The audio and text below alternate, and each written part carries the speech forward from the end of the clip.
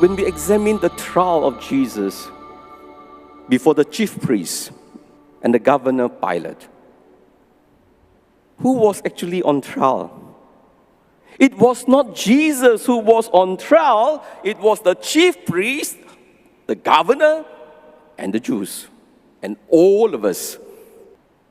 Before his interlocutors and his judge, Jesus presented himself as the one who was in command of the trial. Jesus was actually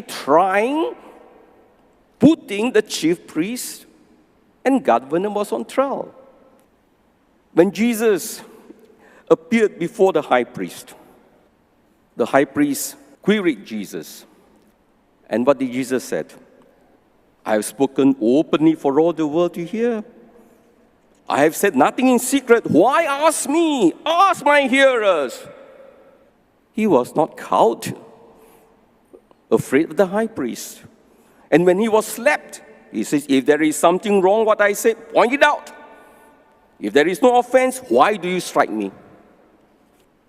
The chief priest, he was in the wrong. He knew the answer. He knew what Jesus had said, what Jesus had taught. It was the chief priest who was on trial. Pilate was supposed to be the governor, to be the judge. He was not. He was a weakling. He was frightened of the crowd, frightened of the Jews.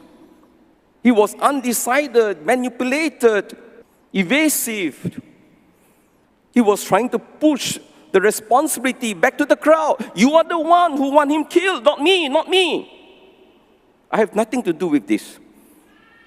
In the Synoptic Gospel, he washed his hands. But he was the judge. He was the governor. He was supposed to ensure justice. He shirked his responsibility because he was afraid to lose his popularity, his vested interest. He needed the crowd to stay as a governor. He wanted power, but his conscience was pricking him. He had no integrity. My dear brothers and sisters, when we think that Pilate was the only one on trial besides the chief priest, the people were also put on the stand. What did Pilate do? Pilate tried to appease the people by scourging him, hopefully get their sympathy and say, okay, let him go. Making use, trying to play with the emotions of people. When that could not happen, Pilate said, okay, take him. Here is your king. Pay attention to what the people said. We have no king except Caesar. That is a heresy. For the Jews, only God is their king.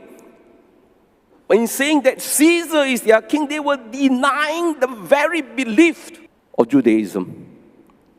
They were contradicting themselves. They were the ones who stood condemned, not Jesus. And what the Pilate said, fixed on the cross, Jesus the Nazarene, King of the Jews. And they told him, you should not say King of the Jews. This man said, I am the King of the Jews. Pilate said, he is the King of the Jews. What judgment is he giving? Indeed, Jesus is the King. Jesus is their God, not Caesar. That is why it is again very ironical that Pilate had Jesus brought up, seated on the chair of judgment where Pilate was. My dear brothers and sisters, what about the soul? We are also on trial, as I have said. We are on trial because how many of us would stand up for the truth? How many of you will stand up for those people who are marginalized, discriminated by your bosses? How many of you will stand by your colleagues, by your subordinates, to safeguard your position?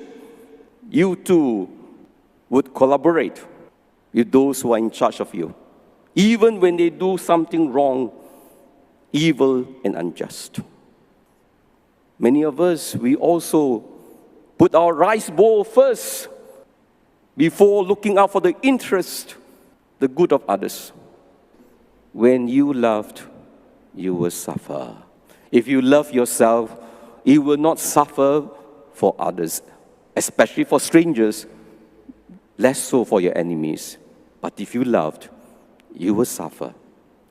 If we have failed, if we have been cowards, if we denied Jesus by our words and action, by our betrayers, then we are told in Jesus, the Son of God, we have the supreme high priest who has gone to the highest heaven.